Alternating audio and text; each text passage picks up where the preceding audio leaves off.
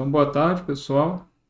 Então, nessa aula, do dia 24 de fevereiro, a gente vai falar sobre a caracterização de matrizes inversíveis. Então, nós vimos o que era uma matriz inversível, nós vimos que é uma matriz A, tal que existe uma matriz C, tal que AC igual a C vezes A, que é igual à matriz de identidade. Essa matriz C, que aparece aqui, vai ser a inversa de A. Ou seja, A vezes A menos 1 é igual a A menos 1A, que é igual à matriz de identidade. Nós já vimos vários resultados sobre existência de solução e etc.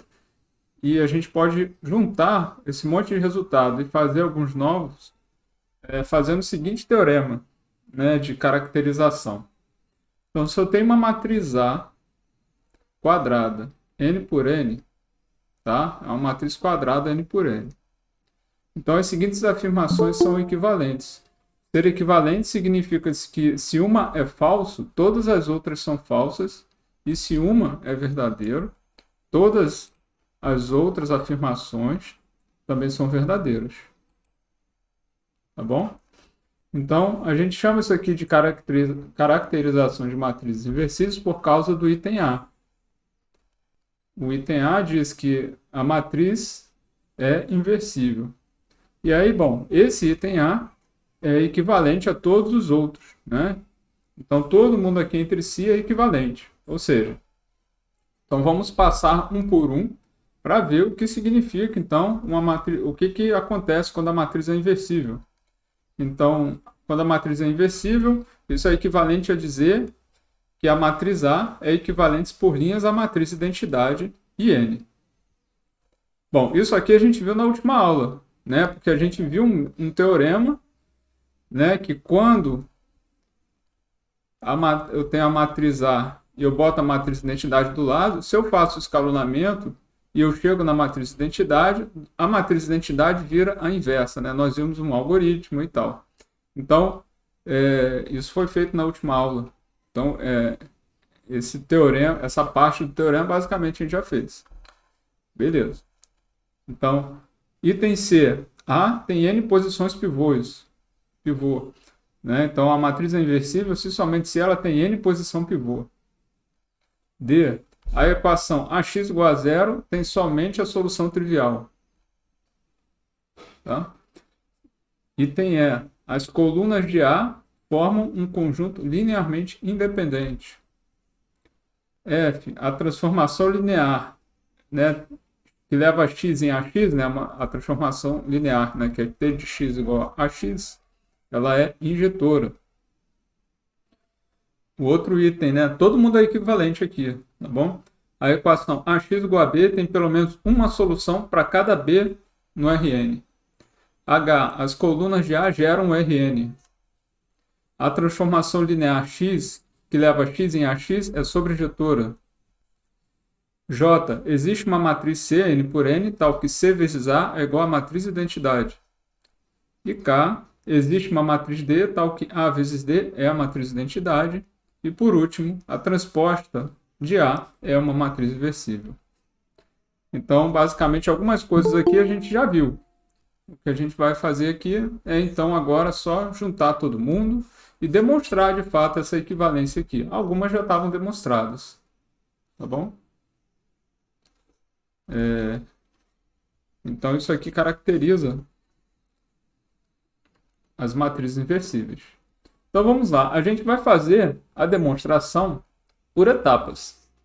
Significa o seguinte, eu vou primeiro mostrar essa primeira parte aqui. Eu vou mostrar que A implica J, J implica D, que implica C, que implica B, que implica A de novo. Ou seja, o item A, J, D, C e B são equivalentes.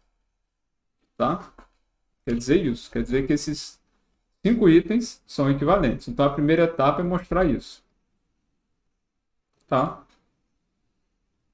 Beleza. Então, o A implica J, porque, vamos lá, supõe que a matriz A é inversível. O item A diz isso. O item J, vamos voltar aqui, ó, item J, ele diz assim, ó, existe uma matriz C tal que C vezes A é igual a identidade. Ora, é só eu fazer o quê? basta eu pegar essa matriz C como A menos 1. Daí C vezes A vai ser A menos 1 vezes A, e como A é inversível, né? Existe essa matriz, né? Então A menos 1 vezes A é a identidade. Então, está feito. O item A implica J. Agora, J implica D. Porque, bom, vamos supor então que existe uma C, uma matriz C quadrada C, tal que C vezes A é a matriz identidade. Então, supõe que Y é uma solução da equação homogênea, ou seja, AX igual a zero. Vamos ver o item D, né, antes. O item D é esse aqui. Eu quero mostrar que a equação AX igual a zero só tem a solução trivial. Tá bom? Então, por isso que eu estou pegando aqui. Ó. Digamos que Y é a solução de AX igual a zero, né? Da equação homogênea. Certo? Então, o que eu tenho? O Y é a matriz identidade vezes Y. É a mesma coisa. Né? Quando eu multiplico a matriz identidade por um vetor, dá o próprio vetor. Agora, C vezes A é a matriz identidade. Então, no lugar da matriz identidade, eu posso substituir C vezes A. Agora, C vezes A, Y, lembra, se o Y é solução, significa que A vezes Y é zero. Ora, A vezes Y dando zero, isso aqui é C vezes o vetor zero. Né? Esse vetor aqui zero. C, uma matriz C vezes o vetor zero é o vetor nulo. Então, Y, tá vendo? É igual ao vetor nulo. Então, é a única solução. Tá? E vamos ver, então, D implica C. Vamos ver. O que é o C, né? O item C. O item C é esse aqui, ó. A tem N posições pivôs. Beleza. Bom, supõe que a x igual a zero tem só a solução trivial. Então, isso significa que uma forma escalonada de A não pode ter variável livre. Por que não pode ter variável livre? Porque se tiver variável livre, aí lembra, a x igual a zero vai ter que ter infinitas soluções. Tá? Então, todas as colunas são colunas pivôs. Só que A tem N colunas, né? Se tem N colunas, quantas posições pivô eu vou ter? N. Portanto, ó, conclui o item D implica C. Alguma pergunta sobre essa primeira etapazinha? Ainda a gente não concluiu. Eu vou fazer ainda aqui o B implica A. Tá? Só para pergunta sobre esse primeiro pedacinho. Tá ok? Então, vamos fazer B implica A. Ou seja, supõe que a matriz tem N posições pivôs. Eu quero verificar o item B. O que é o item B? Okay, B é esse aqui. A é equivalente por linhas à matriz identidade I. Então, vamos aqui.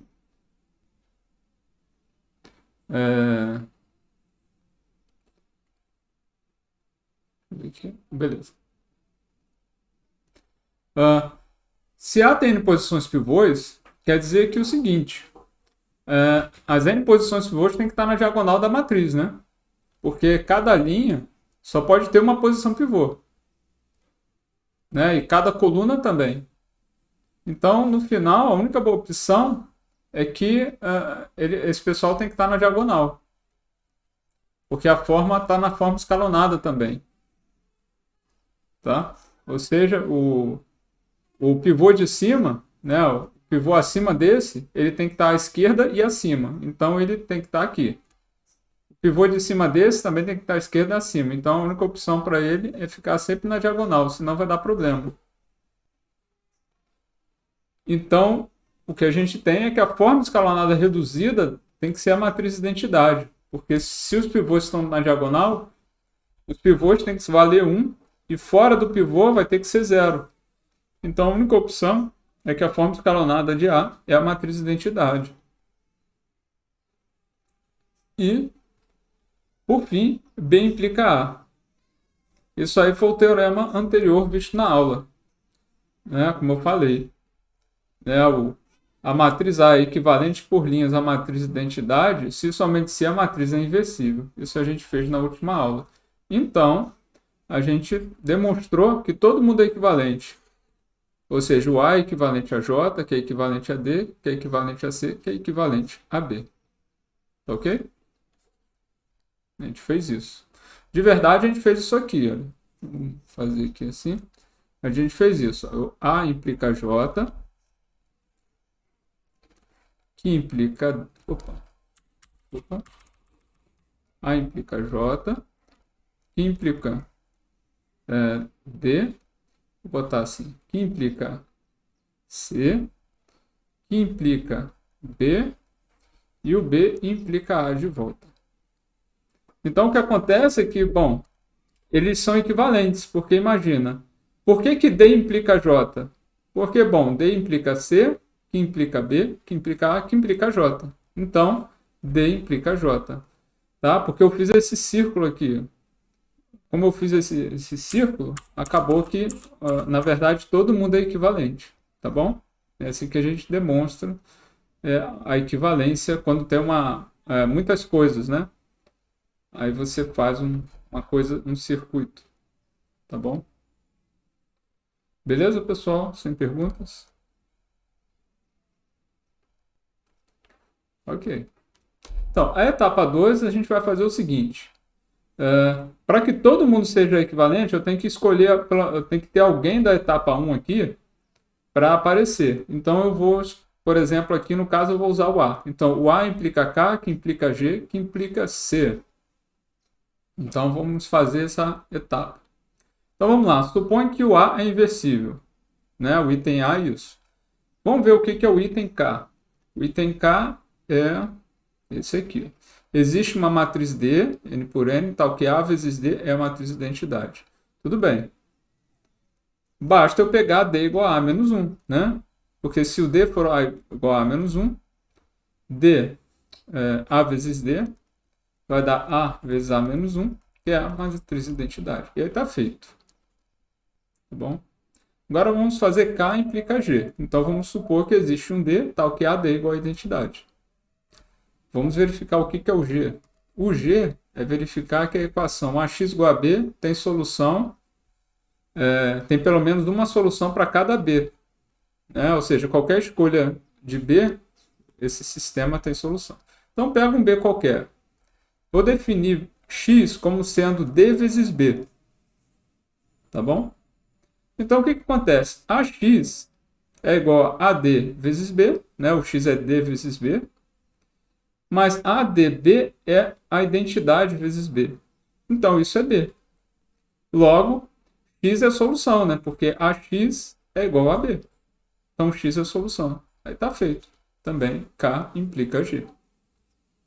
Né? Como G, B é qualquer, né? Está feito. Agora, vamos fazer G implica C. Quem é o item C? Item C é A tem N posições pivô.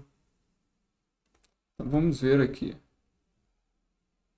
A tem N posições pivôs. Então, eu tenho agora o seguinte. Supõe que AX igual a B tem solução para todo B. Então, nesse caso, pelo teorema anterior, que a gente já viu, o A tem que ter posição pivô em todas as linhas. Né? A gente fez um teorema que diz que AX igual a B tem solução para todo B, somente se o A tem posição pivô em todas as linhas. Pois bem, se isso acontece, então o A tem que ter N posições pivôs, porque o A tem N linhas. E aí está feito também.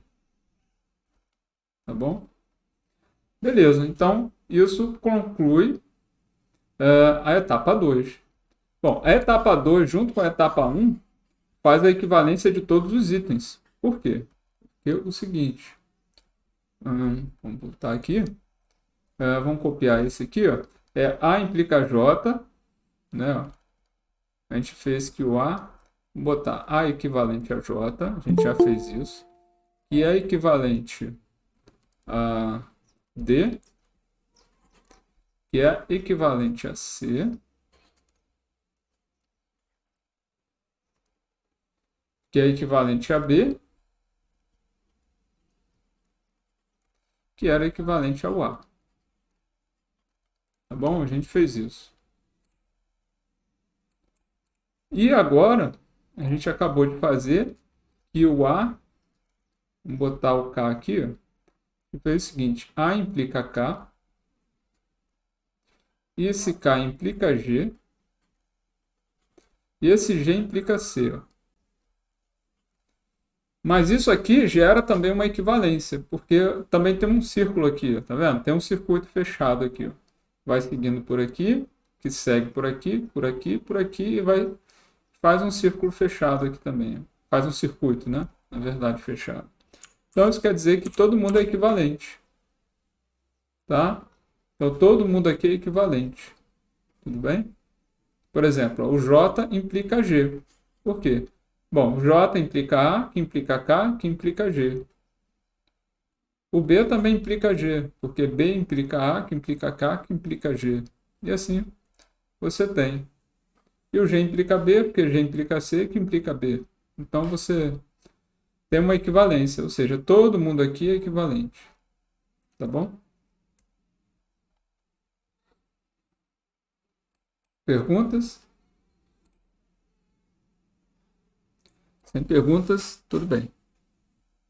Então, vamos à etapa 3, está quase concluindo. Vamos fazer G implica H, que implica I, que implica G. Nota que G aparece aqui, tá?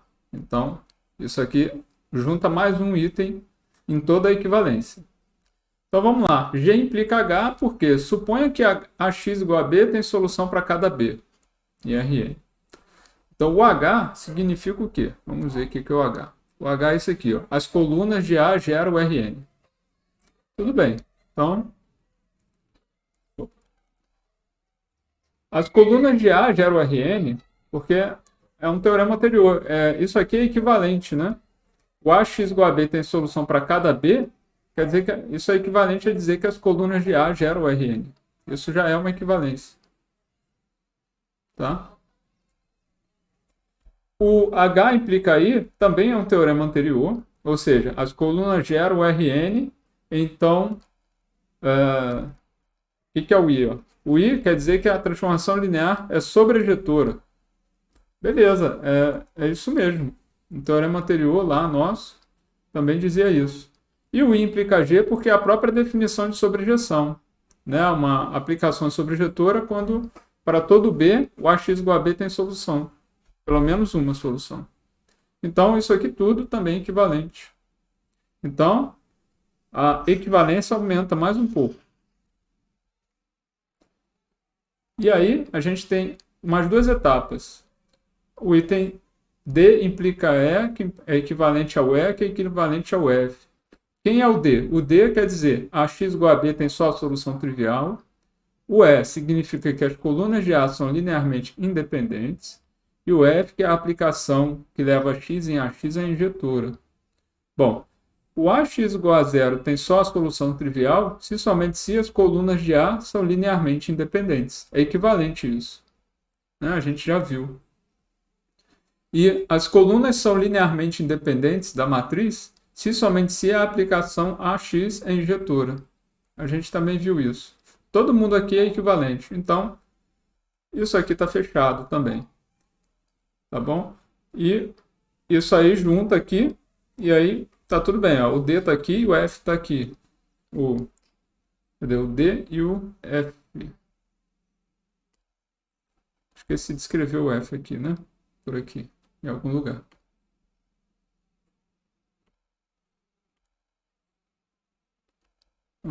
Cadê? Eu esqueci de escrever F. Ah, não, tá certo, é porque é equivalente, desculpa. O D tá ali e aí tá resolvido, né? Isso é equivalente ao E, vou botar aqui, ó, que é equivalente ao F. Então, tudo isso aqui é equivalente agora. Agora, o A é equivalente ao L, porque é um teorema também que a gente viu em aula, que é o seguinte: o A é inversível se somente se a sua transposta é invertível também. Então a gente fez isso na aula, né? Quando a gente fez a matriz transposta e a inversa, quando a gente fez os teoremas de matriz inversa. Então um deles era que a transposta era invertível. Né? A gente até viu que a inversa, né, da transposta é a transposta da inversa. Né? A gente viu isso. na última aula. Então, isso daí conclui o teorema, né? Porque agora o A é equivalente ao L. Aqui, ó. Então, esse Azinho daqui, ó, ele é equivalente a L. Então, isso aqui conclui, então, todas as equivalências aqui no teorema. Então, todo mundo é equivalente, ou seja, se um é verdadeiro, todo mundo é verdadeiro, e se um é falso, todo mundo é falso. Tá? Beleza, então, tem uma proposição que nos ajuda a mostrar um seguinte corolário, bem tranquilo, que é o seguinte. Se a matriz é inversível e D é uma matriz, né, quadrada que satisfaz AD igual à identidade, então D é A menos 1. De fato, se o AD é igual à identidade, então, e a matriz A é inversível, né, eu posso multiplicar pela inversa aqui. Ó. Então, eu multiplico à esquerda, fica A menos 1AD, que é igual a A menos 1. Ora, A menos 1A é identidade. Identidade vezes D é o próprio D. Então, D é igual a A menos 1. Certo? Então, está feito. Então, se o A é matriz inversível e D satisfaz a D igual a identidade, D igual a A menos 1. Segue, então, disso aqui e do teorema, o seguinte corolário.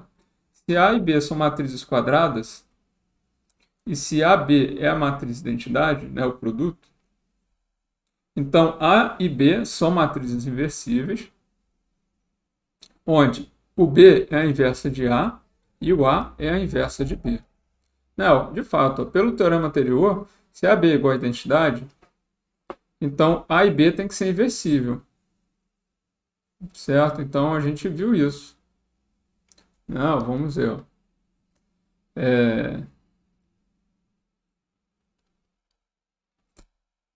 A gente sabe isso aqui, ó. A gente tem isso e isso. Então, de fato,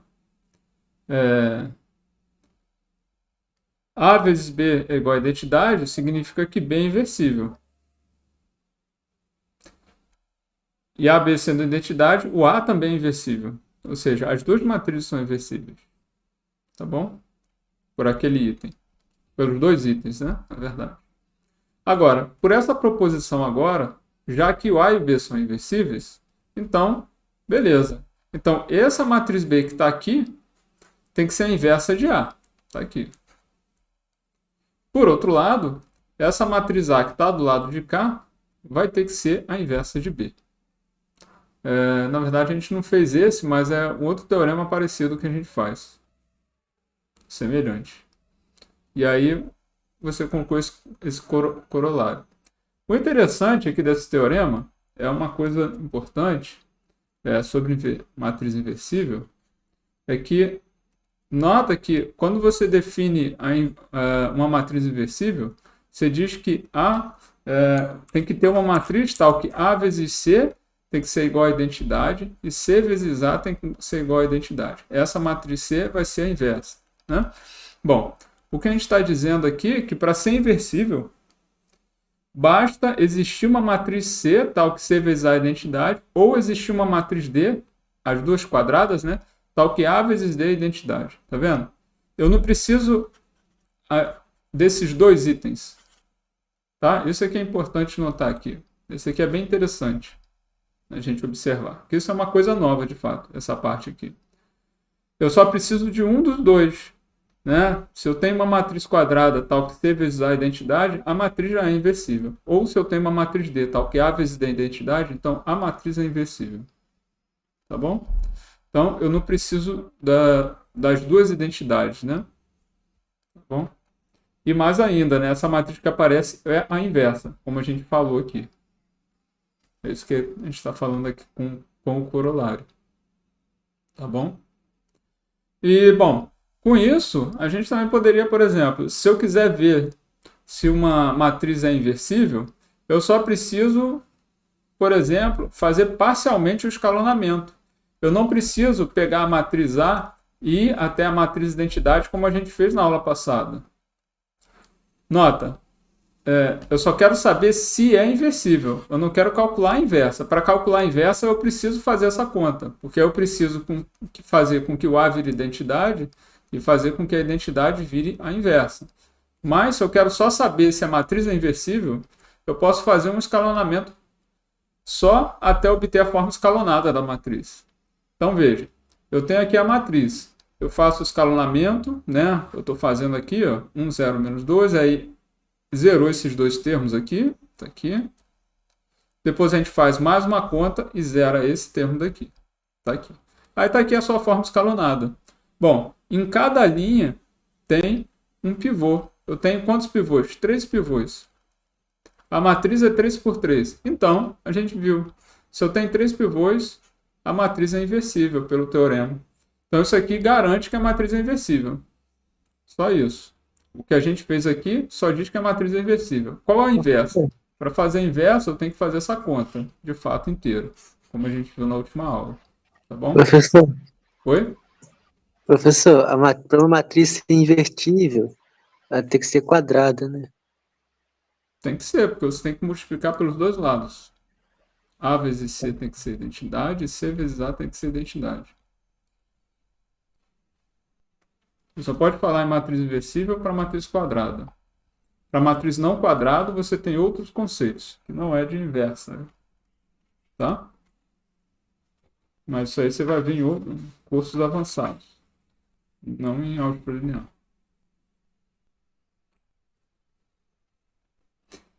Bom, isso aqui conclui a caracterização das matrizes inversíveis e o conteúdo para a prova, né? Para a avaliação que vai ser depois do carnaval.